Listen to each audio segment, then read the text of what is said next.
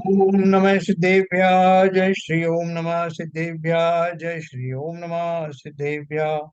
मंगलम भगवान वीरो मंगलम गौतमो गणि मंगलम कुंद कुंदाद्यो जैन धर्मोस्तु मंगलम सर्वमंगल मांगल्यम सर्व कल्याण कारकम प्रधानम सर्वधर्माणां जैनम जयतु शासनम जैनम जयतु शासनम जैनम जयतु शासनम।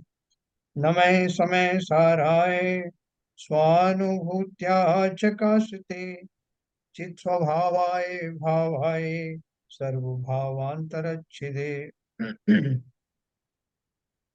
समय सार का निर्जरा अधिकार हम लोग पढ़ रहे थे। इसमें हमारी कितनी गाथाएं हो गई कि कल हम कौन सा पढ़ रहे थे? 141। एक सेकंड। 140वां कलश हुआ है सर। 140वां कलश हुआ, बराबर। आज आज आप वो बताने वाले थे सर। हाँ, मैं 29। वही बात करने वाला हूँ कि इसको अपन पहले याद कर लें कि कहाँ छोड़ा था, फिर मैं उसके बारे में बताता हूँ। ये अपन ने यहाँ तक पढ़ लिया था, 204 नंबर की गाथा हमने पढ़ ली थी। इसके आगे से पढ़ना था। तो अभी मैं अपन ने जो कर्ता कर्माधिकार पढ़ा था, और उसमें सॉरी, कर्ता कर्माधिकार नहीं, जीवा जीवा जीवाधिकार, उसमें वो 29 भावों का जिक्र आया था। मैं आपको बताऊंगा। इसमें जो किताब है उसका पेज नंबर 106 से 120 तक है। आपके पास किताब है सीवीएल साहब, वो निकाल देना। कौन सी गाथा है? मैं बताता हूँ। ये जीवा जीवा अधिकार में 54-55 नंबर की गाथा। 54-55 नंबर।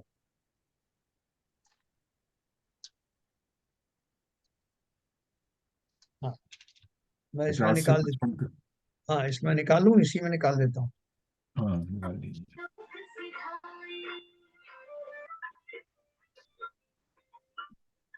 अरे म्यूजिक कहाँ से आ रहा है सर? 100। अच्छा है, आप म्यूट कर दिया करिए जरूरत के हिसाब से। हाँ हाँ हाँ हाँ। नहीं, मुझे या पता ये लग जाता तो मैं कर देता हूँ यहाँ से म्यूट। हाँ, आप जरा देख के बताइए कहाँ से आ रहा है, फिर उसको बंद कर देंगे म्यूट। ये वो अभी अभी अभी मालूम पड़ेगा तो बताऊँ। हाँ।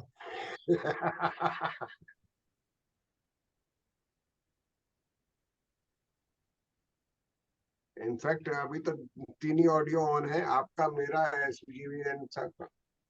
हाँ,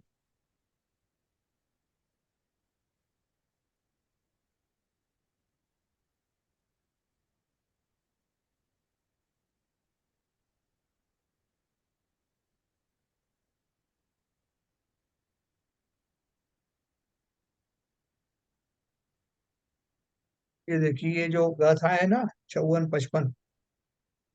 चार पांच गाथाएं इकट्ठी हैं। हाँ, ये 4-5 गाथा है, इसके बाद से मैं पढ़ूंगा। हाँ, इसमें से आपको क्लियर हो जाएगा, अपन पढ़ चुके हैं, फिर आपको याद आ जाएगा सब।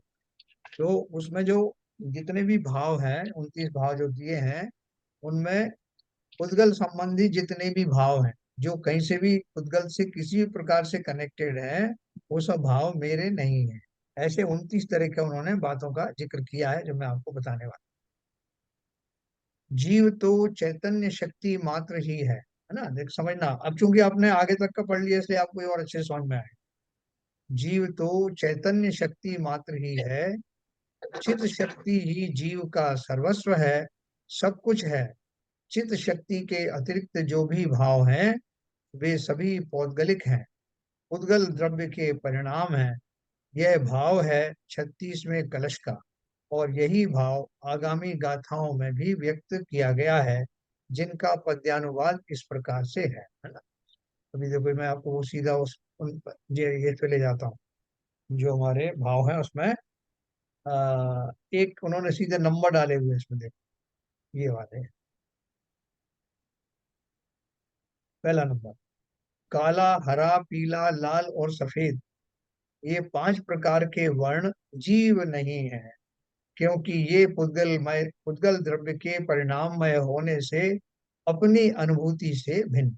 ठीक है, पहला नंबर का ये भाव आउट ऑफ 29। दूसरा, सुगंध और दुर्गंध, ये दो प्रकार की गंध जीव नहीं है, क्योंकि ये पुद्गल द्रव्य का परिणाममय होने से अपनी अनुभूति से भिन्न है।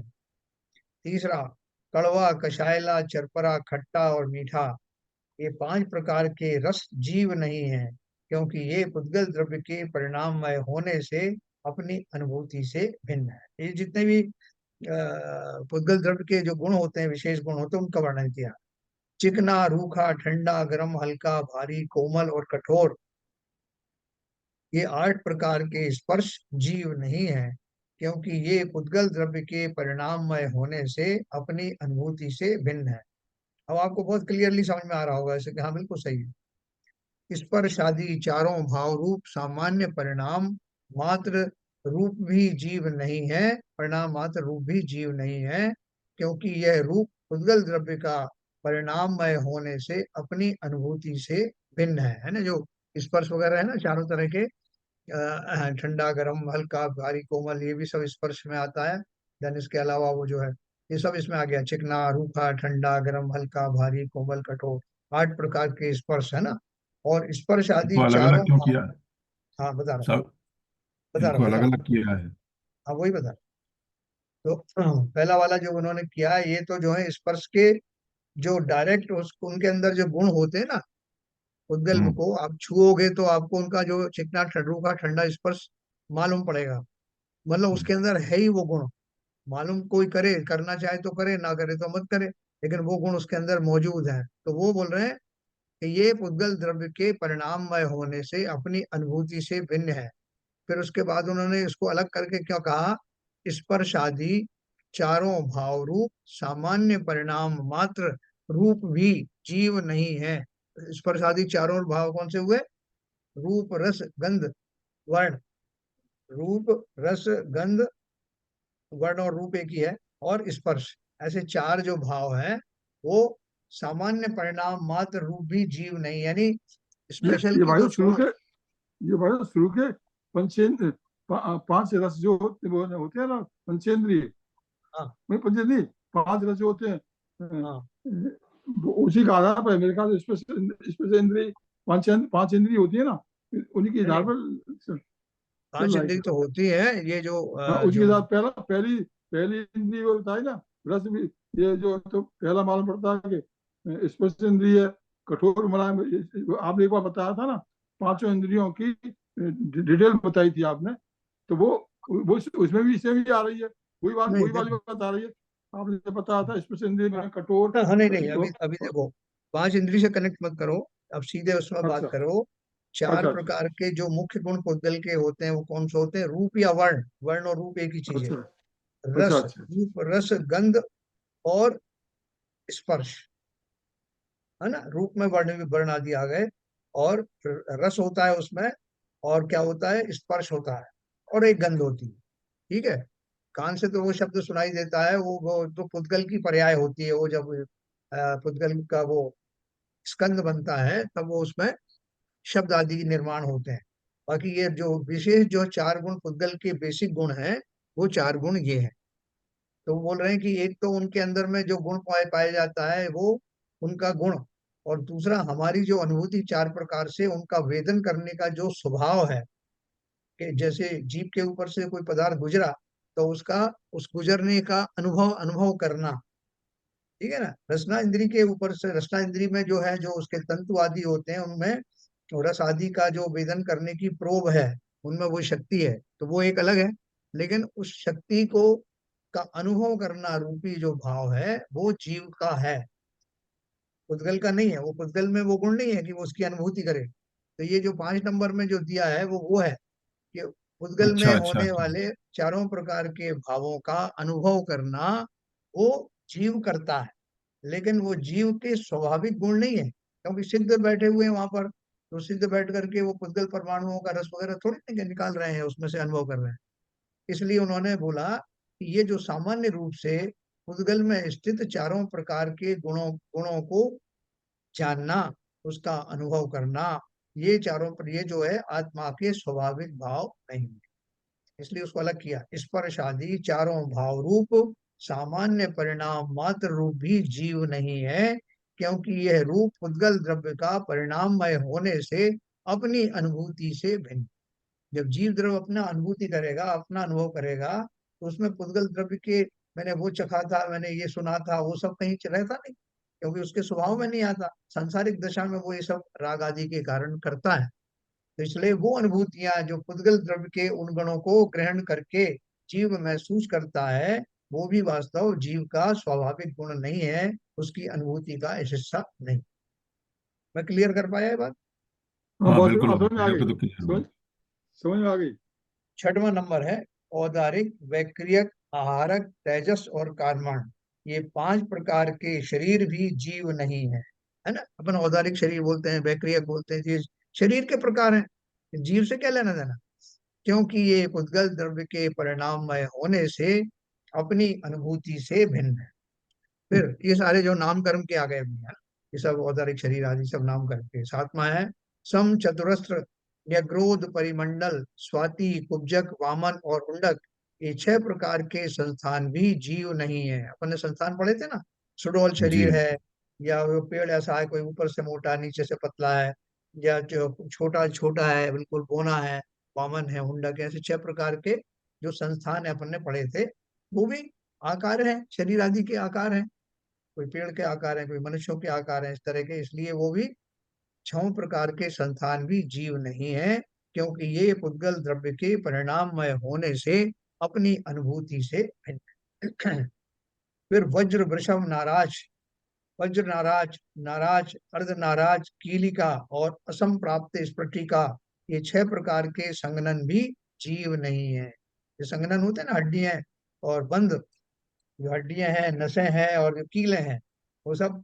सबसे पहला संघनन कौन सा होता है? वज्र, वृषभ, नाराज। इसमें हड्डियां भी वज्र की, कीलें भी वज्र की और बंधन यानी नसें भी वज्र की।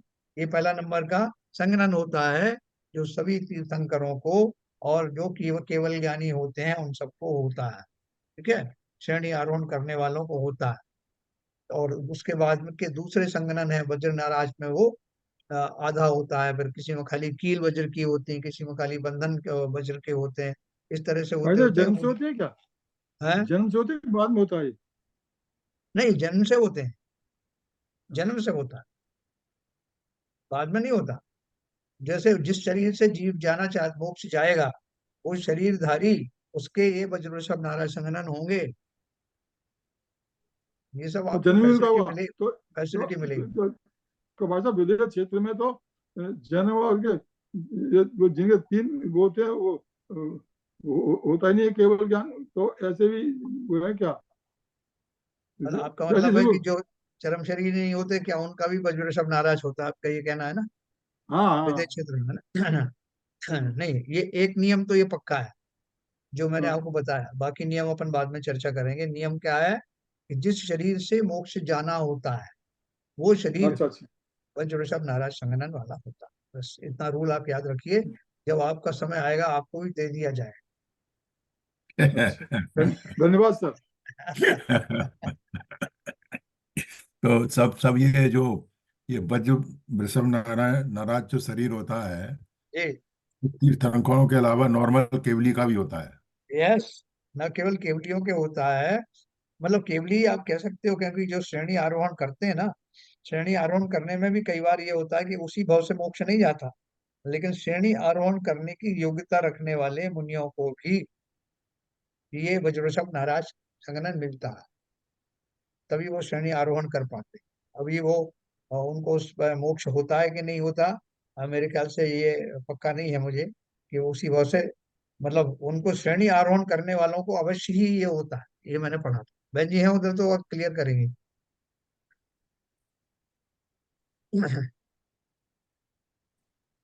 बहन जी हैं? हाँ हूँ मैं। बहन जी, ये वज्रवृषभ नाराज संघनन श्रेणी आरोहण करने वाले जीवों को भी होता है ना? हाँ होता है ना, जो मोक्ष जाते हैं उनके तो होता ही होता है हाँ, 100%। उनके तो होते ही। ये किसका ना आवाज आ रही भाई? म्यूट कर लो। मेरे घर से यार। अच्छा। तो ये है, देखो, श्रेणी आरोहण करने के बाद में मान लो उस भाव से मोक्ष नहीं गया, तब भी शनि आरोहण करने की योग्यता मात्र के लिए भी वज्रवृषभ नारा संघनन का होना जरूरी है, क्योंकि उनका अदरवाइज उस लेवल का ध्यान लगेगा। क्या ठीक है ना बहन जी? म्यूट कर लिया उन्होंने। चलो ठीक है। हाँ, तो ये हो गया। फिर 9वें नंबर का, ये सब जो शरीर के भाग हैं, इसलिए उन्होंने बोला क्योंकि ये सभी उद्गत द्रव्य के परिणाममय होने से अपनी अनुभूति से भिन्न है, इसलिए 29 भावों में ये लिया गया है। फिर 9वां, प्रीति रूप राग भी जीव नहीं है, क्योंकि वह पुद्गल द्रव्य का परिणाममय होने से अपनी अनुभूति से भिन्न है। प्रीति रूप सा मुझे उनसे बड़ी प्रीति है, तो राग है ना, प्रीति तो राग ही है, वस्तुओं में शायद राग है। ये रति का ही पार्ट है ना साहब, रति या हाँ, रति। बिल्कुल बिल्कुल वही है। तृतीय सब नौ कषाय में आता है ना, नौ कषाय मुख्य हाँ। कषायों के ही भाग हैं, और सारे कषाय चारित्र मोहिनी के हैं, और सब चारित्र मोहिनी कषाय के परिणाम हैं, तो ये सब जुड़े हुए हैं, राग राग से ही उत्पन्न होते हैं। तो प्रीति रूप राग भी जीव नहीं है, क्योंकि वह पुद्गल द्रव्य का परिणाममय होने से अपनी अनुभूति से भिन्न है। आप देखो, जीवों को एक दूसरे से प्रेम होता है ना, तो किससे होता है प्रेम? उनकी आत्माओं से होता है कि शरीर से होता है? हाँ, जैसा उन्हें धन से बहुत प्रीति है, उन्हें अपनी पत्नी से बहुत प्यार है, उनको फलाने, अगर पत्नी का जो है शरीर को बदल दिया जाए, रूप आदि बदल दिया जाए, तो उनकी प्रीति भी सब चली जाती है कि मेरी प्रीति तो उस शरीर से थी जिसमें वो मेरी पत्नी थी, है ना? तो ये सारे राग किससे हैं? शरीर से ही हैं, डायरेक्टली इनडायरेक्टली। आत्माओं से किसी को ऐसी प्रीति होती नहीं, क्योंकि अगर आत्मा से ऐसी प्रीति हो तो सबसे पहले स्वयं की आत्मा से हो, और स्वयं की आत्मा से प्रीति होना राग में नहीं आता, वो तो अनुभूति में आता है। ठीक है सर, तो 10वां नंबर है, प्रीति रूप द्वेष भी जीव नहीं है। राग और द्वेष दोनों ही, ये सब बाह्य क्रियाएं हैं, मतलब बाह्य चीजें वस्तुओं में होता है, इस अपेक्षा से होता होता तो इंटरनल है, लेकिन बाह्य वस्तुओं के निमित्त से। अप्रीति रूप द्वेष भाव भी जीव नहीं है, क्योंकि वह पुद्गल द्रव्य का परिणाममय होने से अपनी अनुभूति से भिन्न है। भाई राग और द्वेष तो जीव के कर्म के हिसाब से होता है। नहीं, होता तो है, लेकिन किसमें होता है? किसमें होता है? जीवों में। जैसे आप बोलो, आप बोलो कि भाई साहब मुझे आज बहुत गुस्सा आ रहा है, एक मिनट सुनो बाबू, मुझे बहुत गुस्सा आ रहा है। बोले किसके ऊपर आ रहा है? बोले किसी के ऊपर नहीं, बस गुस्सा आ रहा है। ऐसा संभव है क्या? ऐसा संभव तो नहीं यार, बस तो बिना मतलब गुस्सा कोई कैसे करेगा यार, ऐसा तो संभव है नहीं। पागल ही होगा मेरे को तो। अब वो जैसे ही कहेगा मुझे आज बहुत गुस्सा आ रहा है, बोलोगे क्या हो गया, किस पे आ रहा है गुस्सा, क्या बात हो गई? बोले बात बात कुछ नहीं हुई, ना किसी व्यक्ति विशेष या ना किसी वस्तु विशेष पर गुस्सा आ रहा है। अगर गुस्सा आ रहा है तो आप बोलोगे भैया जल्दी हट जाओ ये पागल के सामने से, हैं? नहीं नहीं, कभी आत्मग्लानि होने पर भी, कोई गलती होने पर, कोई उसमें भी गुस्सा क्रोध आता है, वो दूसरों के प्रति नहीं होता, अपने ऊपर ही होता है कि मैं कैसा गिर गया, मैं कैसा वो हो गया, तो वो भी हाँ, तो चीज अपने तो किसी होती है। घटना के ऊपर हुआ, किसी अपनी अपने व्यक्तित्व के ऊपर, अपनी घटना के ऊपर, कोई तो उसका आधार होगा ना। हाँ, आधार तो रहता है, आधार कोई तो तो कोई रहता ना है। कोई तो आधार, निमित्त, कोई ना कोई तो हाँ, निमित्त बनेगा उसमें। वो जो हाँ हाँ, आधार है वो, उसमें स्वयं भी निमित्त हो सकते हैं, उसमें स्वयं की भी करी हुई परिस्थिति हो सकती है कि हाँ आप ये सही है, हाँ, सही है। स्वयं भी आप निमित्त हो झूठ सकता बोल दो, आप झूठ बोलो, चोरी करो, खुल जाए, तो अपने आप पर गिलानी होती है, गुस्सा भी आता है। तो अपनी वो जो पर्याय है, जिस पर्याय में आप क्रोध करके आए, मान लो आप किसी से झगड़ के आए हैं, तो उससे भी आपको होता कि मैं कैसा पागल था। जिस समय आप बहुत घोर पश्चाताप में पड़े रहते हैं ना, उस टाइम भी अपने प्रति द्वेष भाव होता हाँ, रहता है। हाँ है ना? तो इसलिए अपने को कहा गया है कि अगर अपन से कुछ हो भी जाए तो उसके लिए थोड़ा देर तो पछतावा करना ठीक है, लेकिन उसी में अगर आप बने रहोगे तो आपका जो है आर्थ ध्यान में कन्वर्ट हो जाएगा, और आपका आगे का कार्य बाधित हो जाएगा। इसलिए उसी में मत लगे रहना। आपने अपने बात को रियलाइज कर लिया, अच्छे कर लिया, उसके बाद में आप 24 घंटे उसके गम कर रहे हो अगर, वो तो प्रायश्चित हो गया ना, प्रायश्चित हो जाएगा, हाँ, उसमें तो प्रायश्चित वो के बाद चौबीसों फिर आगे घंटे आप करो। करते रहोगे तो आगे कैसे बढ़ोगे? प्रायश्चित अपना मात्र कर लिया, ये रियलाइज कर लिया कि मेरी गलती हुई है, फिर आप उसका प्रायश्चित करिए। समता में होता है प्रायश्चित, गुस्से में थोड़ी होता है हाँ कि मैं तो साहब मुझे खुद के ऊपर गुस्सा आ रहा है इसलिए मैं एक कोने में कोप भवन में बैठा हुआ हूँ। तो ऐसे कोप भवन में बैठेगा कोई अपने लिए? और बैठेगा तो क्या 24 घंटे वो उसको, अब मुझे भोजन से भी नफरत हो गई, मुझे इससे भी नफरत, वो सब द्वेष भाव जो है वो उभर करके आता है। और किसी भी भाई प्रकार साहब का। आध्यात्मिक दृष्टि से तो प्रायश्चित करना ही उसका, गलती का प्रायश्चित कर लेना ही उसका वो हल है, उसकी रेमेडी, हाँ, उसका इलाज है, बराबर है। सोल्यूशन है। अब उसमें बैठ तो करके रोना रोना धोना या गुस्सा होना, ये उसका हाँ, हल नहीं है। अब प्रायश्चित करने भी बैठो, जैसे मान लो अपन प्रायश्चित करने बैठे कि मेरे से कुछ दोष हो गया, मैं प्रायश्चित कर रहा हूँ। तो प्रायश्चित करने में बार बार अपन उस भाव को लाएं कि देखो आज मैंने उसको बहुत मारा, उसको बहुत पीटा, और मैं बहुत गलत किया, मैंने ये सब, इस तरह का भाव आप कंटिन्यू रखोगे तो ये प्रायश्चित में आएगा क्या? नहीं, तो क्या करोगे प्रायश्चित में, कैसा भाव लाओ?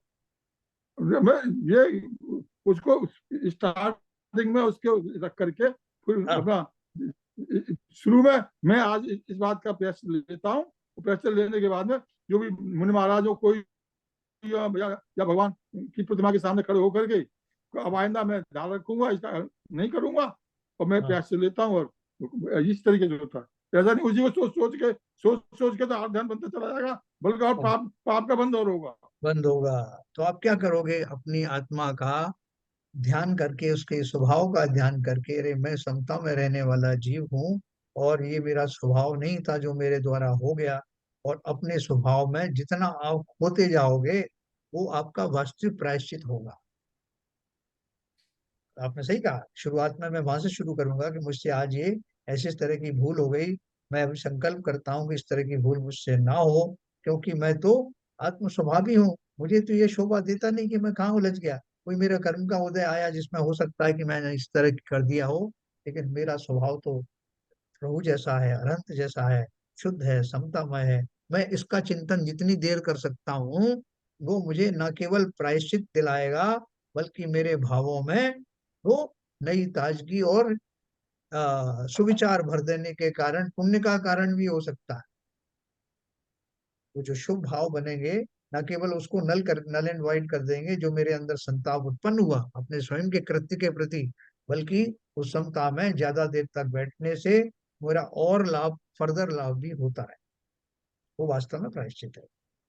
तो जो अगर अप्रीति भी करता है, जैसे मैंने आपको बताया कि हम शरीर के प्रति, आपको आचार्यों ने जगह जगह बताया कि अरे नौ नौ मलदार बहे निस्वासर नाम लिए कि न आवे। शरीर में क्या रखा, कितना कृतज्ञ है शरीर, इसको खिलाओ पिलाओ कुछ भी करो, ये फिर वहीं के वहीं है, कितना बदबू इसके अंदर से आती है।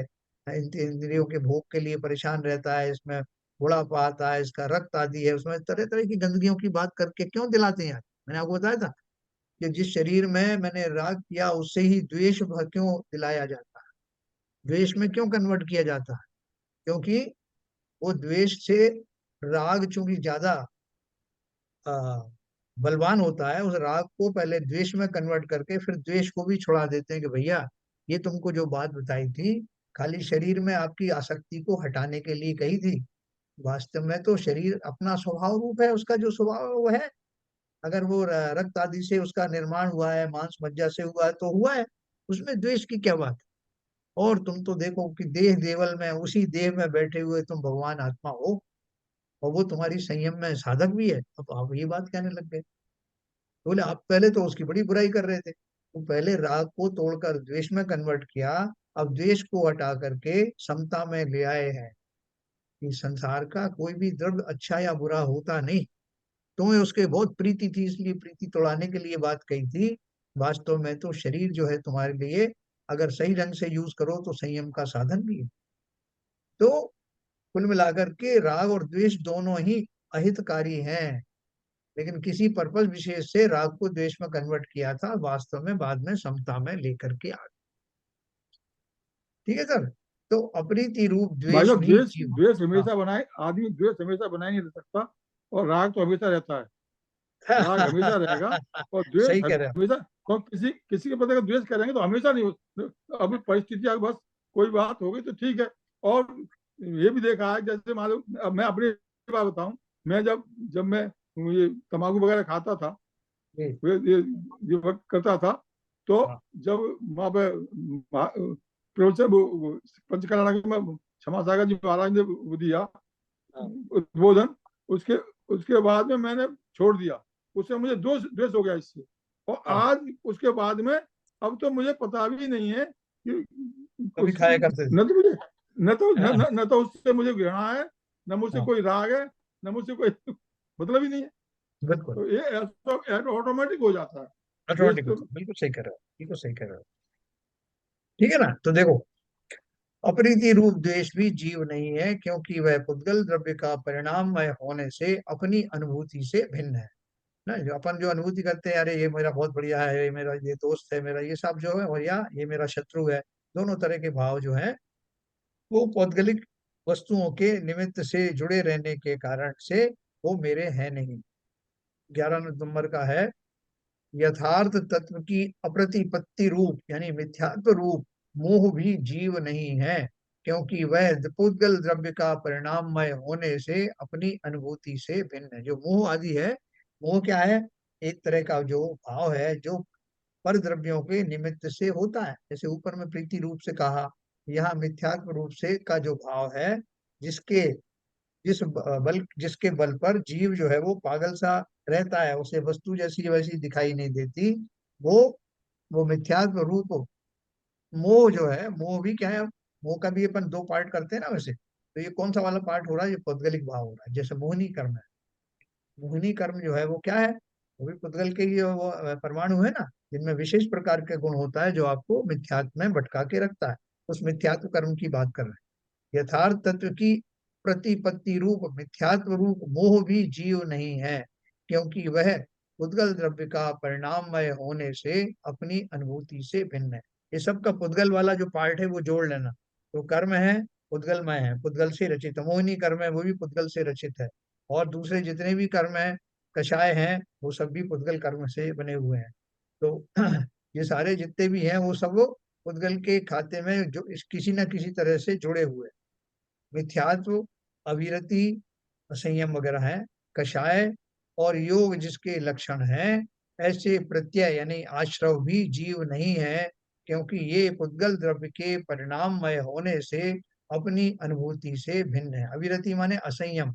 असंयम क्या होता है? जो व्रत नियम संयम आदि हैं, उनके प्रति, जैसे आप बोलते हैं ना, अनंतानुबंधी कषाय, अप्रत्यक्षानावर्णी कषाय। प्रत्यक्षानावर्णी कषाय कौन सी होती है? वो कषाय जिनके होने पर, जिनके उदय काल में जीव को किसी भी प्रकार के संयम धारण करने का भाव नहीं होता। तो वो कषाय कैसी है? उनके पुद्गल परमाणु है ना, जो इनका उदय आता है उस काल में जीव नहीं होता संयम। तो इसलिए वो ये सारे मिथ्यात्व, अभिरति, कषाय और योग ये सारे किस कौन से वाले हैं? जिनका पुद्गल रूपी जो रूप है, जिनकी मौजूदगी में, जिनकी उपस्थिति में जीव अपने स्वभाव में नहीं आ पाता, ऐसे पुद्गलिक परमाणुओं के बारे में ये बात कही गई। मिथ्यात्व, अविरति, कषाय और योग जिसके लक्षण हैं, ऐसे प्रत्यय आश्रव भी जीव नहीं है, क्योंकि ये पुद्गल द्रव्य के परिणाममय होने से अपनी अनुभूति से भिन्न है। अब बोलोगे साहब योग के बारे में बताओ, मनोयोग, वचन योग, काय योग होते हैं ना। तो बोले साहब तो ये कैसे पुद्गल से कनेक्टेड है? तो एक बार सिंपल फार्मूला लगाना, सिद्ध भगवान को इनमें से कौन सा होता है? तो वही जीव है ना, और स्वभाव में है, अपने स्वभाव में है। उनके स्वभाव में मिथ्यात्व है क्या? अविरति है क्या? कषाय है क्या? योग है कुछ क्या? भी नहीं। नहीं। इसलिए वो मेरे स्वभाव नहीं है। मेरे का अर्थ क्या है? शाश्वत रूप से आत्मा का स्वभाव है ना। अब सिद्ध से लगा के देख लेना, अगर उनमें वो नहीं है तो कुछ सांसारिक अवस्थाओं में पाए जाते हैं, लेकिन जीव का स्वभाव नहीं।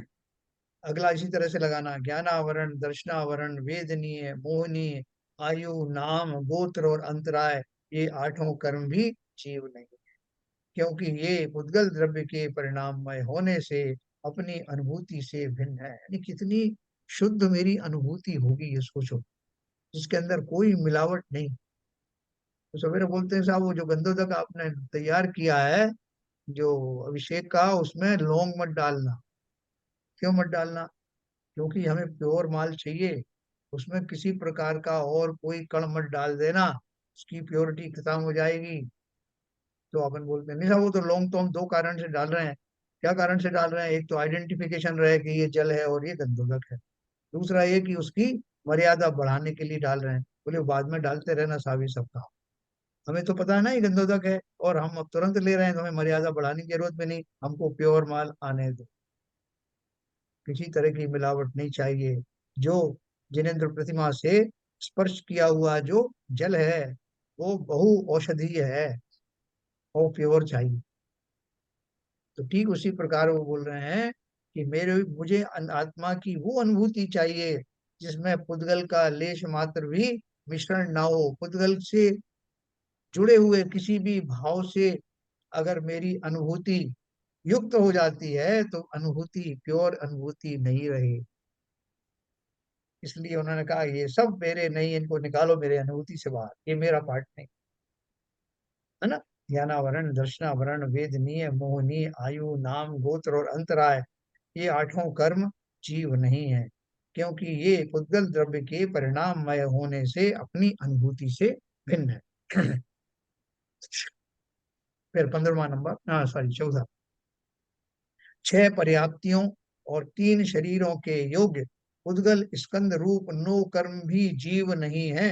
6 पर्याप्तियां होती है ना, शरीर पर्याप्ति, भाषा पर्याप्ति, मन पर्याप्ति, ये सब जो कंप्लीट हो जाते हैं, जब उनकी शक्तियां पूरी हो जाती हैं तब वो उनको पर्याप्तियां कहते हैं।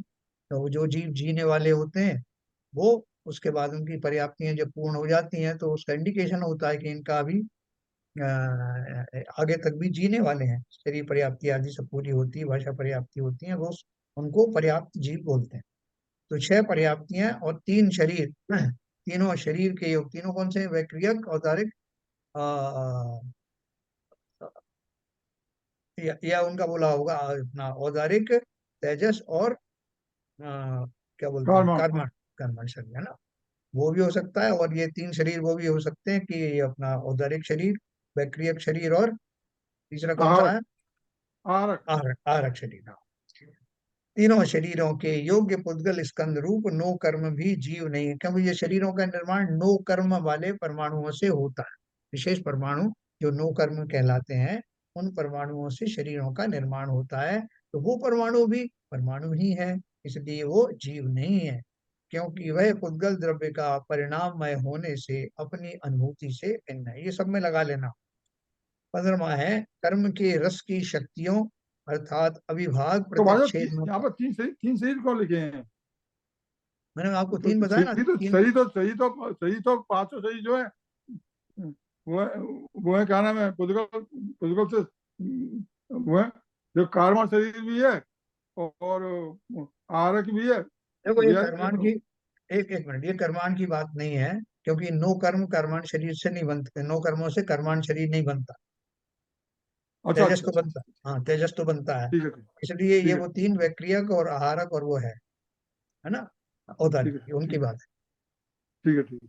है। हाँ, कर्म के रस की शक्तियों अर्थात अविभाग प्रतिच्छेदों का समूह रूप वर्ग भी जीव नहीं है, क्योंकि वह पुद्गल द्रव्य का परिणाममय होने से अपनी अनुभूति से भिन्न है। कर्म के रस की शक्तियों अर्थात अविभाग प्रतिच्छेदों का समूह रूप वर्ग, जो कर्माण शरीर होता है ना, यानी जो कर्म होते हैं उन्हें कहते हैं अनुभाग, बहुत ज्यादा अनुभाग था, यानी उसका फलदान देने की शक्ति बहुत थी, या उसके प्रदेश ज्यादा थे, उसका उसके नंबर ऑफ परमाणु ज्यादा थे। ये सारा कर्म का रस हो गया। एक तो फल देने की शक्ति, दूसरा वर्गों के समूह रूप वर्गना भी जीव नहीं है। जैसा उनकी कौन सी वर्गना आई, किस काल में कितनी वर्गनाएं आई, और वो वर्गनाएं जो है किस प्रकार की थी, लंबी स्थिति वाली थी या शॉर्ट स्थिति वाली थी, तो वो वर्गों के समूह रूप वर्गना भी जीव नहीं है, क्योंकि वर्णना भी पुद्गल द्रव्य का परिणाममय होने से अपनी अनुभूति से भिन्न है। अपन वर्णना किसे कहते हैं? जिन कर्म के पुंजों में समान रूप से आ, क्या बोलना चाहिए, अनुभाग पाया जाता है, उनका उनका समूह को अपन एक वर्गना कहते हैं। एक जैसे समान समान जाति के जो परमाणु होते हैं जिनमें समान रूप से रस देने का वो शक्ति होती है, उन सब का एक कुंज जो है उसको एक वर्गना कहते हैं। उसकी परिभाषा मैं आपको डिटेल में पहले ही बताई थी। तो वर्गों के समूह रूप वर्गना भी जीव नहीं है, क्योंकि वर्गना भी पुद्गल द्रव्य का परिणाममय होने से अपनी अनुभूति से भिन्न है। 17वां है, मंद तीव्र रस वाले कर्म समूह के विशिष्ट न्यास यानी जमाव रूप अर्थात वर्णना के समूह रूप स्पर्धक भी जीव नहीं है। क्योंकि वे भी पुद्गल द्रव्य के परिणाममय होने से अपनी अनुभूति से भिन्न है। मंद तीव्र रस वाले कर्म समूह के विशिष्ट न्यास रूप अर्थात वर्गणा के समूह रूप स्पर्धक भी जीव नहीं है, जो जिनसे तरह तरह के रूप बनते हैं, जो अपना देखने में वर्ण आदि से निर्माण होता है, किसी में कम होता है, ज्यादा लाल है, कम लाल है, वो ऐसा है, हरा भरा है। तो ये सारी जो वर्गणाएं इकट्ठी होती हैं, तो उनका जो समूह है वो रूप स्पर्धक भी जीव नहीं है, ये अपन जानते ही हैं।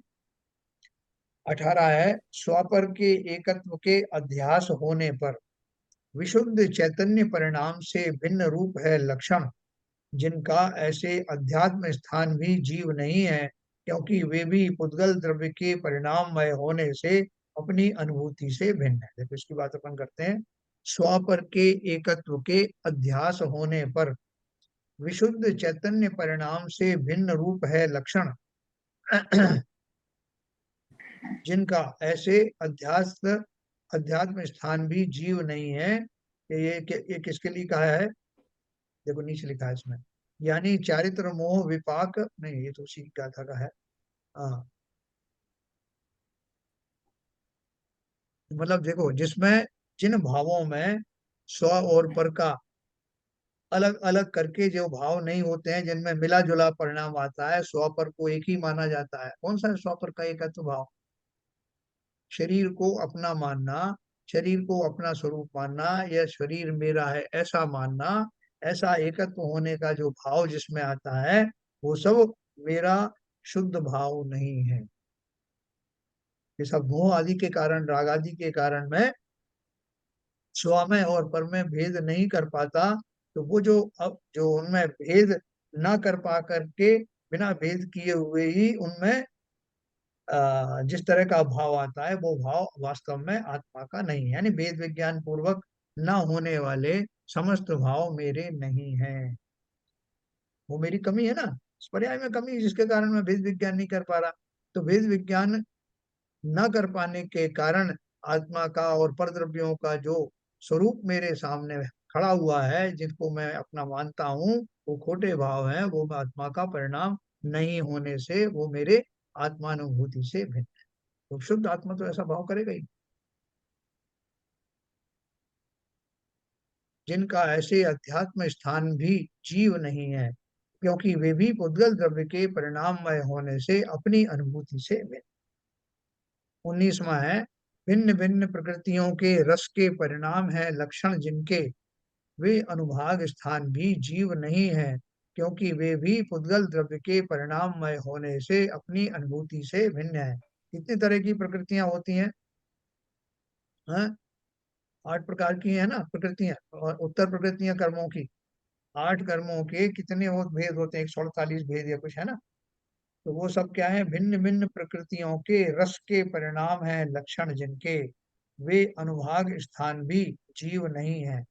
उन अलग अलग, अब जो उन्होंने और डिटेलिंग कर दी उसकी, 8 कर्म की जो 148 प्रकृतियां हैं वो, और उनके अलग अलग अनुभाग हैं कि सब आपको जो है वो ज्ञानावर्णी कर्म का जो है वो कौन से कर्म का बंध हुआ है, ज्ञानावर्णी के कितने भेद हैं, दर्शनावर्णी के कितने भेद हैं, वो सब उत्तर प्रकृतियों में आते हैं, और उनके अलग अलग अनुभाग हैं। तो वो सब जो है जीव नहीं है क्योंकि वे भी उद्गल द्रव्य के परिणाम। यानी भावार्थ सबको समझ में आ रहा है ना? जी। काय वचन और मनोवर्गना के कंपन रूप योग स्थान भी जीव नहीं। मैंने आपको तो भाई शुरू में साहब कर्म बताया तो था। इसका मतलब अगर उत्तर 148 तो भेद हैं उनके जो मालूम है, इनके हाँ, उत्तर भेद तो असंख्य होंगे। अरे है ना, असंख्य अनंत हैं, हाँ, अनंत वही हैं, जीव के वही। परिणाम भी अनंत होते हैं। अच्छा। एक ही एक भाव में, जैसा इन्होंने साहब देखो क्रोध किया, तो इनका क्रोध और उनका क्रोध एक सा था क्या? बोले नहीं साहब, थोड़ा फर्क था, ये जोर से चिल्लाए थे, ये थोड़ा धीरे चिल्लाए थे, और इतना ही फर्क था क्या? बोले साहब और तो मुझे क्या पता, अंदर इनके क्या चल रहा था, हम क्या जाने, हम तो यही कह सकते हैं। तो तीसरे का पूछा, कैसे तीनों ये तो एक वॉल्यूम पे चिल्लाए थे, हमने वॉल्यूम भी मेजर किया था, तो एक जैसा हुआ नहीं साहब, उसके अलावा भी कुछ हो सकता है, हमें क्या पता। अरे भैया, अनंत प्रकार के भेद होते हैं एक ही क्रोध में, अनंत जीव किस क्या क्या सोच सकता है। तो वो सब उत्तर प्रकृतियों में चला जाता है, वो तो कहने में मोटा मोटा आता है, 8 कर्म आ गए आपके, 148 प्रकृतियां आ गई, बाकी तो अनंत भेद है। इसलिए जब हम करते हैं ना कुछ चीजें, तो हम अगर विचार भी करने बैठे हैं कि मैंने जो क्रोध किया था उसमें क्या क्या भाव थे, तो मोटा मोटा ही ध्यान में आता है। जब आचार्य के सामने जाते हैं वो मुनिराज अपना आ, दिनचर्या बताने के लिए, प्रायश्चित लेने के लिए, तो महाराज से बोलते हैं कि महाराज आज मैंने ऐसा ऐसा किया। और कंपनाचार्य थे ना, उनके पास वो मुनि गए थे जिनके उपसर्ग हुआ था, जिनके ऊपर तलवारें खींच ली थी इनकी जिन्होंने। तो उन्होंने जा करके बताया कि आज मैंने वो मंत्रियों के साथ वाद विवाद किया, मैंने उनको ये कहा, मैंने ये कहा। महाराज जो जो उनका प्रायश्चित करने वाले थे उसके पहले ही उन्होंने कहा महाराज मैं थोड़ा और बताना चाहता हूँ, मेरे मन में थोड़ा अभिमान भी आया कि ये कौन लगते मेरे, ये मेरे ज्ञान के सामने कहाँ टिकते हैं। बोले बस हो गया ना, अभी करें प्रायश्चित? नहीं नहीं महाराज ठहरो जरा, और भी था मेरे मन में, ऐसा भाव आया कि मैं इनको खींच करके मारूं, और भी बहुत कर आया ऐसा। जितना बता सकते थे मैक्सिमम उन्होंने बताने की कोशिश की, जिससे प्रायश्चित देते देने वाले का कोई उसमें कमी ना रह जाए, कठोर से कठोर प्रायश्चित दंड मिले। और जिस प्रोसेस में वो बता रहे हैं उसमें अपना दिल पूरा खोल करके रख रहे हैं, जितना उनकी बुद्धि चल रही है उसमें अपने मनोभावों में आई हुई गिरावट को दर्ज करना चाहते। तो कहने का अर्थ क्या है, जैसे अभी बाबू जी ने क्वेश्चन पूछा कि जो उत्तर प्रकृतियां हैं वो असंख्यात असंख्यात प्रकार की होती हैं। जीव का एक ही भाव कहने में तो एक ही आता है कि उन्होंने क्रोध किया, लेकिन क्रोध में मान भी था और माया भी थी, बहुत सारी चीजें होती जब ऐसे ये हैं। उदय में, इसीलिए जब उदय में आते हैं तो जीव जो है मिली जुली परेशानियां भोगता है। कभी परेशान हो जाता है, कभी खुश हो जाता है, कभी कुछ हो जाता है, कभी कुछ होता है। तो ऐसी जो मैं ये समझता हूँ कि उसी का परिणाम होता है कि जिस जिस भाव से कर्म बने हैं उसी उसी भाव से उदय में आ रहे हैं। बिल्कुल सही कहा आपने। दो व्यक्ति एक डॉक्टर के पास गए जो प्रसिद्ध था, हार्ट के मामले में प्रसिद्ध था, और दोनों को एक जैसा ही रोग था, दोनों की 90% चोक थी इनकी आर्टरीज। और डॉक्टर बहुत रिनाउंड था, दोनों को देखा और दोनों को देख के बोला कि आपके एक जैसे लक्षण हैं दोनों के, तो मैं आप दोनों का इलाज करूंगा। लेकिन जब वो इलाज करने बैठा तो उसको बहुत सारी विषमताएं और अलग अलग पना उनमें महसूस हुआ।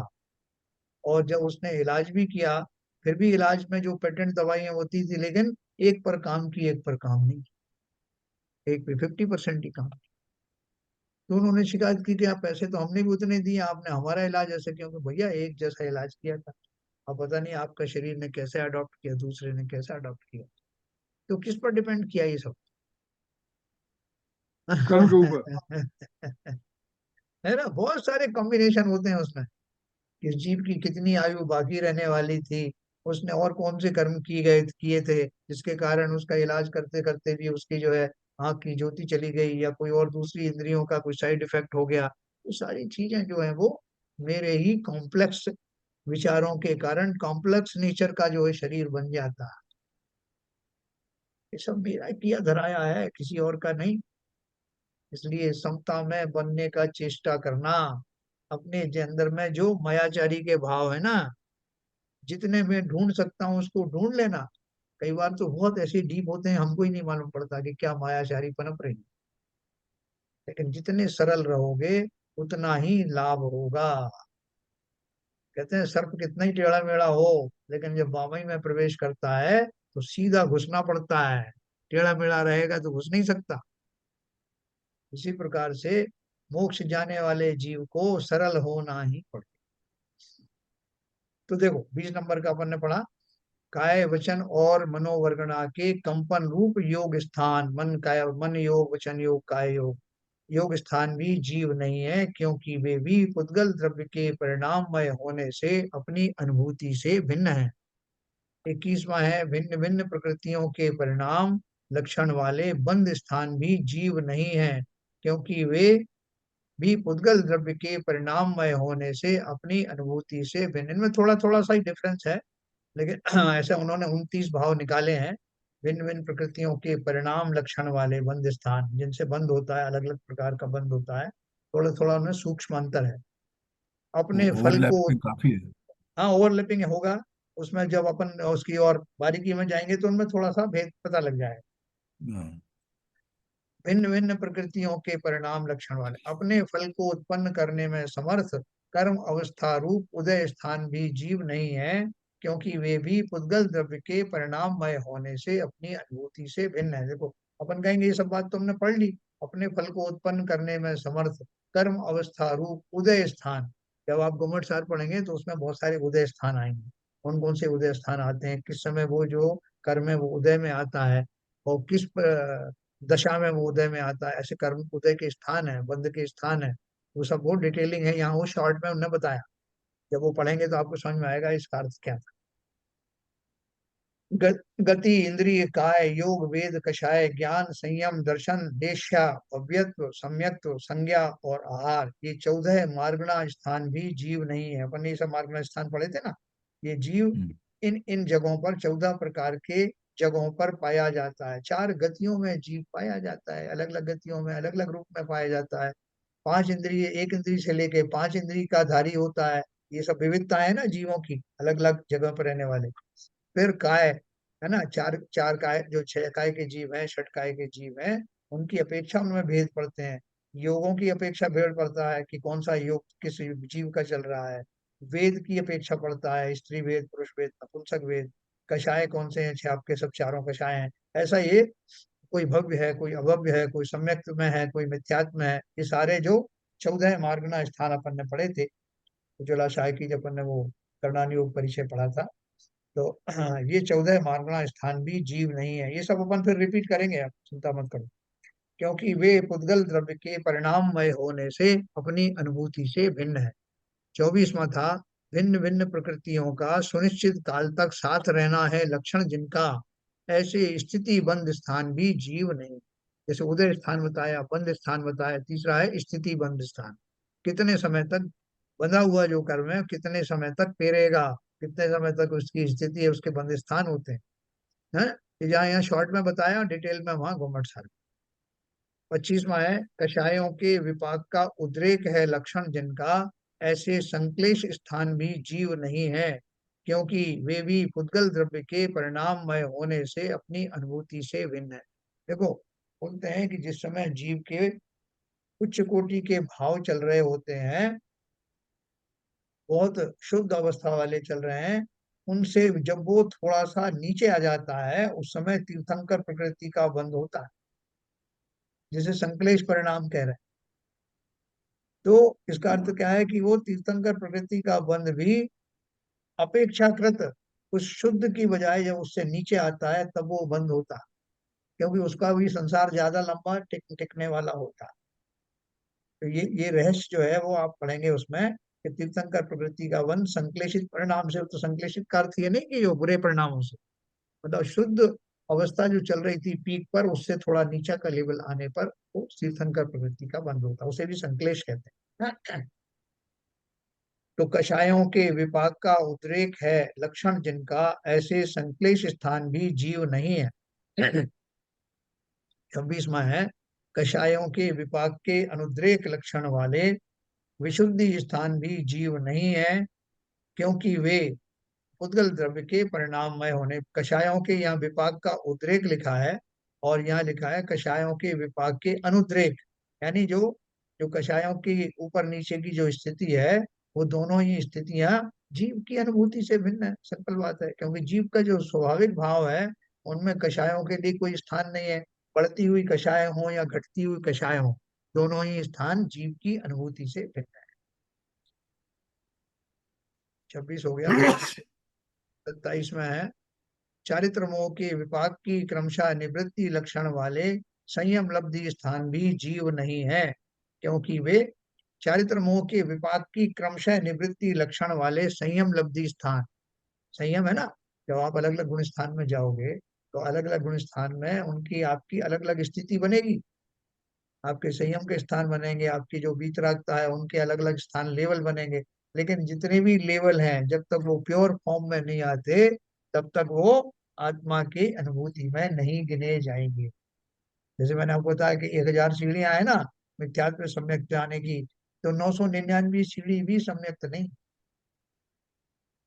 ठीक उसी प्रकार से आत्मा की जो स्वाभाविक दशा है, उस दशा के आने से पहले की जो भी दशाएं हैं वो सब जीव की वास्तविक दशाएं। हम तो उसकी बात कर रहे हैं, उस अनुभूति की जो परम अवस्था में पाई जाती। तो चारित्र मोह का विपाक होगा, धीरे धीरे कम होगा, मैं उत्कृष्टता को प्राप्त होगा, मेरे गुण स्थान ऊपर चढ़ेंगे, चढ़ने दो, है ना। इसलिए 12वें गुण स्थान तक भी जो है वो सीढ़ी है, उसको साधक ही बोला जाता है। उसके बाद में वो जो उनका जो अवस्था जो चिंतन की आती है, अनुभूति आत्मा की आती है, वो भाव मोक्ष वाली आती है। 28 नंबर है पर्याप्त और अपर्याप्त। ऐसे बादर सूक्ष्म, एक इंद्रिय, दो इंद्रिय, तीन इंद्रिय, चतुरिंद्रिय, संगी असंगी पंचेंद्रिय लक्षण वाले जीव स्थान भी जीव नहीं है, है ना। क्योंकि ये सब किसकी अपेक्षा से है? एक इंद्रियों की अपेक्षा से। एक इंद्रिय है तो एक इंद्रिय कहलाने लगा, दो इंद्रिय दो इंद्रिय, उसको उसको आत्मा जो जिस जिस आत्मा की अपन बात कर रहे हैं वो इंद्रियों में सिमटा हुआ थोड़ी है। एक इंद्रिय वाले जीव की आत्मा कुछ अलग है, दूसरे दो इंद्रिय वाले की अलग है, नहीं।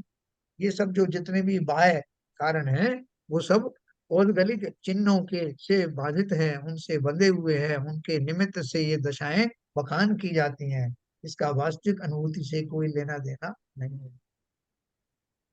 फिर 29 नंबर है मिथ्या दृष्टि, साधन सम्यक दृष्टि, यानी पहला गुण स्थान, दूसरा गुण स्थान सम्यक मिथ्या, तीसरा गुण स्थान असंयत सम्यक दृष्टि, चौथा, फिर पांचवा, फिर छठा, फिर सातवां, आठवां पूर्वकरण उपशमक, है ना, नवा और 10वां अनिवृत्ति बादल संप्राय उपशमक, 11वां वगैरह हो गया, तथा छपक और सूक्ष्म संप्राय 10वां, उपशमक तथा छपक दोनों तो श्रेणियों के बता दिए। उपशांत कषाय यानी 11वां, क्षीण कषाय यानी 12वां, सयोग केवली यानी 13वां और अयोग केवली यानी 14वां। ऐसे गुण स्थान भी जीव नहीं है, क्योंकि वे उद्गल द्रव्य के परिणाममय होने से अपनी अनुभूति से भिन्न है। आप बोलोगे साहब ये 13वां गुण स्थान भी आपने बोल दिया, 14वां गुण स्थान भी बोल दिया, और 13वें गुण स्थान में भगवान बन गए, और 14वें तो मैं तो अयोग केवली हो गए। तो अब क्या कसर रह गई जो आप जो इनको जो है जीव का आत्मा का नहीं बता पा रहे? बताओ भाई क्या कमी रह गई? 14वां वो जो गुण स्थान वाला। राशि, जो बाद में जो प्रकृतियों का जो क्षीण होता है, हाँ, वो उसकी वजह से होगा मेरा ख्याल है। 14वां गुण स्थान आ गया, अब क्या कसर रह गई? सिद्धालय में नहीं पहुंच पाए तो आधे लोग स्थान में अयोगी तो बन गए, लेकिन हाँ, सिद्धालय नहीं पहुंच पाए।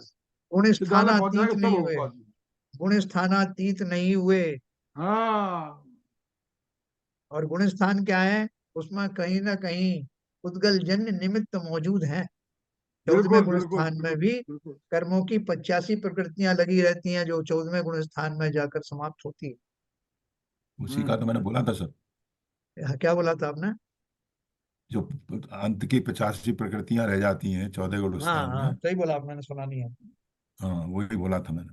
हाँ, बिल्कुल सही है। तो वो कहीं भी किसी भी कोई निमित्त अगर जुड़ा हुआ है, चाहे एक ही लौंग क्यों ना डाली हो गंदोदक में, माल प्योर नहीं है।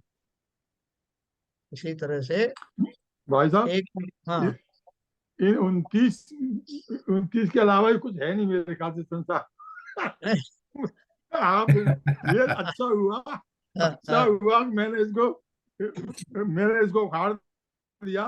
तो हाँ हमारा एक तरीके से पूरा जो है स्वाध्याय स्वाध्याय का हाँ जो रिफ्रेशर कोर्स हो, हाँ हाँ हाँ, कुछ बचा, रिफ्रेशर कुछ कोर्स। नहीं बचा है, कोई बचा ही नहीं है। और कोई वो जीव नहीं है। इसका मतलब है हम अब तक जो कर रहे थे, जीव से हाँ, कोई लेना देना नहीं है उसका। बिल्कुल सही कहा आपने। बोले समझा अब नहीं तो ना? कुछ नहीं। इसने जो कुछ किया है, जो हमें ज्ञान है, उससे जीव से कोई लेना नहीं है उसका। जीव देखो, अलग है। बोलते हैं ना, खाली की गारंटी दूंगा, भरे हुए की क्या गारंटी, क्या ज्ञान। है ना। भरे हुए में तो कुछ भी हो सकता है, मैं बोलूं साहब भरा भरा है, साहब पूरा भरा है, आधा भरा है, चौथाई भरा है, लेकिन अगर मुझे तो एक कण भी नहीं चाहिए, मुझे तो अपना कनस्तर साफ सुथरा चाहिए बिल्कुल। तो ये जितनी भी ये चीजें जुड़ी हुई हैं निमित्तों की अपेक्षा से, इन सब जुड़ाव से रहित प्योर मेरी आत्मा है। बहुत बढ़िया ये था, बहुत बढ़िया था, बहुत बढ़िया। बहुत 29 बढ़िया रहा प्रकार ये के। प्रोग्राम, बहुत अच्छा रहा। सर तो उसका देखो और उन्होंने, बता दीजिए, एक 108 दोषों का। हाँ वो मैं आपको ये कल तो बहुत बताऊंगा। शॉर्ट है भाई साहब। हाँ शॉर्ट बता दो समरम आप भी आप। समारम आरम में वो जो लाइन है, समरम मुझे समारम 108 हो आरम, जाते हैं पूरे। मन वचन काय, इनके मल्टीप्लिकेशन है, मन वचन काय समरम सम समारम देखो आजम, कि चार कषाय। समरम समारम आरम, एक वर्ण मिनट होता है। समझने दो बाबूजी, समझने दो मुझे, हाँ जैन हाँ। साहब। हाँ समझ, वो आप पढ़ लोगे तो अपना समझ में आ जाएगी भाई साहब आपके। ये समझाने की जरूरत एक ही नहीं पड़ेगी। आप तो किसमें समझे अपन ने, हुए हो सर, मुझे दोबारा नहीं आप कह समझने रहा दो। हूँ, आप अगर पढ़ लोगे ना उससे, मैंने कह रहा आप पढ़ लोगे ना उससे तो आप खुद ही समझ जाओगे। तो मुझे समझने दो ना, पढ़ने से हाँ पहले। अपन ने कहाँ पढ़ा था बाबूजी ये, कौन से ग्रंथ में उसमें पढ़ा था? आलोचना में, आलोचना पाठ में ना, आलोचना पाठ में। समरम आलोचना पाठ में समारम समरम आरम, समारम आरम मन मनोवचन पारम। वचन, हाँ बराबर है, उसमें भी आता है। मैं आपको हाँ कल जो है सिलसिलेवार बता दूंगा, चिंता मत करो। ओके सर, कल बताइए। हाँ, अब बता देना वो सीविजन साहब की शायद बता देना, लेकिन बता नहीं, रहा एक हूँ बार, मैं। एक आपको स्पष्ट है, क्लियर है। हाँ हाँ मुझे डाउट है तो मुझे स्पष्टता से कल समझने दीजिए। हाँ कल हाँ समझा। हाँ बिल्कुल, अरे बिल्कुल, अरे हम तो रोक नहीं रहे हैं, तो समझेगा देखो खूब समझिए, एक मैं एक बता रहा इसकी हूँ। लाइन, लास्ट लाइन बता रहा हूँ। इस प्रकार ये 29 प्रकार के सभी भाव उद्गल द्रव्य के परिणाममय होने से जीव नहीं है। बाबू जी ने सही कहा। इसका अर्थ क्या हुआ कि जीव की जो शुद्ध फॉर्म है, शुद्ध अवस्था है आत्मा की, उस शुद्ध अवस्था में से ये 29 दशाओं को निकाल दिया जाए या 29 अशुद्धियों को निकाल दिया जाए, तो जो बचेगा वो प्योर होगा, शुद्ध अनुभूति होगी, है ना। लेकिन इनको समझ करके तो निकालना पड़ेगा। जैसे उनको बोला कि भाई साहब वो कनस्तर में सब निकाल दो, सब निकाल दिया साहब, तो ये पीला पीला क्या लग रहा है, हाँ वो एक रह गया होगा, उसको निकाल। तो ये हरा क्या है, अब वो एक रह गया होगा। तो एक एक करके कैटेगरिकली बताया है कि इसमें ये भी नहीं रहना चाहिए, ये भी नहीं रहना चाहिए, वो भी नहीं रहना चाहिए, तब वो प्योर होगा। इसलिए 29 भावों को ये भी शॉर्ट में बताया। अगर आप उनकी तो उसमें जाओगे गहराई में, तो आप पूछोगे उदय स्थान क्या है, बंद स्थान क्या है, पर्याप्तियां क्या है, ये सब फिर उसकी डिटेलिंग हो जाए। लेकिन अपन ने ये सब पढ़ा है, इसलिए जीव अजाब अजीब अधिकार में है ये। जीव कौन सा है और अजीब कौन सा है, ये सारी सारी चीजें अजीब के खाते वाली, है ना। अगर आगे आप चाहोगे तो इसका और भी उन्होंने बहुत दिया है। वैसे आचार्य अमरचंद की उक्त टीका में, वे पुद्गल द्रव्य के परिणाममय होने से अपनी अनुभूति से भिन्न है, यह वाक्य 29 बार दोहराया गया है। यह हेतु वाक्य है जो उक्त भावों में जीवत्व का निषेध करने के लिए लिखा गया है कि 29 भावों में कहीं भी जीवत्व भाव नहीं है। ठीक है सर। अगर आप ठीक चाहोगे है तो सर। इसको मैं कल और भी बता सकता हूँ। इसमें काफी उन्होंने डिटेल अपन पढ़ चुके हैं ये सब अधिकार, जीवा जीव अधिकार, हाँ जैसे पढ़ चुके सब। है ना। और बता, तो किसी आप बताना शायद बता दीजिए कल, कल और बताइए, जितना बताएंगे और उतना हमें ज्ञान होगा। देख लेंगे कल, अगर इच्छा होगी आपकी सबकी तो इसको थोड़ा और एक दो पेज इसके और बता देंगे। और वो आपका हाँ जो 108 का गुणक जो है वो भी बताएं। हाँ बिल्कुल, बताइए बताइए। ठीक है सर। तो देखो आज आप सब लोगों ने बहुत बढ़िया किया कि सब एक तो टाइम पर आए और अपना समय निकाल करके अपने लिए समर्पित करो। कैसी भी बाधाएं आए, कि साहब कोई आपके गेस्ट आ गए, कोई मेरे यहाँ भी गेस्ट बैठे हुए हैं, मैंने उनसे क्षमा मांग करके बोल दिया कि साहब ये 1 घंटा मुझे जरा प्लीज दे दो, मैं बाद में ज्वाइन करता हूँ आप। तो इतना अपने को संकल्पित होना पड़ेगा। संसार में सबको पहले से बता के रखो कि भैया ये 1 घंटा मेरे लिए बहुत कीमती है, इसमें मैं कोई उसमें समझौता नहीं कर सकता। और टाइम पर जरूर आना, मंगलाचरण से जुड़ना। मंगलाचरण के जो भाव हैं वो वक्ता के अतिरिक्त श्रोता के लिए भी उतने ही आवश्यक हैं, तभी वो जिनवाणी के प्रति विनय और समर्पण होता है, नहीं उसमें बाधाएं आती हैं। बिल्कुल निर्बाध नहीं होगा, किसी का फोन आ जाएगा, कहीं कुछ हो जाएगा कुछ, इसलिए विनय करना बहुत आवश्यक है। और सब लोग समय पर आए। और जो एक बात और बताऊं कि जो जिनवाणी में अपन जो चर्चा करते हैं उनमें उसका भाव समझो, जो अपन बात कर रहे हैं। शब्द इधर उधर थोड़े हो सकते हैं, उनके शब्दों की ज्यादा उसकी व्याख्या में मत पड़ना। वो आचार्य ने उस शब्द का इस्तेमाल जो है जिस भाव को समझाने के लिए किया है, जो भी उदाहरण दिए उन उदाहरणों में बहुत विस्तार से जाने की जरूरत नहीं, कि उदाहरण तो उनका एक लक्ष्य होता है समझाने के लिए। कोई भी उदाहरण संपूर्ण रूप से उस पर चरितार्थ नहीं होती, लेकिन समझाने के लिए जिस उदाहरण का प्रयोग किया जाता है उसको उसी तक सीमित रखना, क्योंकि अपन को भाव समझना है। वो भाव समझने का प्रयास करना। तो कल अपन इस बात को फिर और आगे पढ़ेंगे। अभी जिनवाणी स्तुति करेंगे, ललित जी है ना। जिनवाणी स्तुति।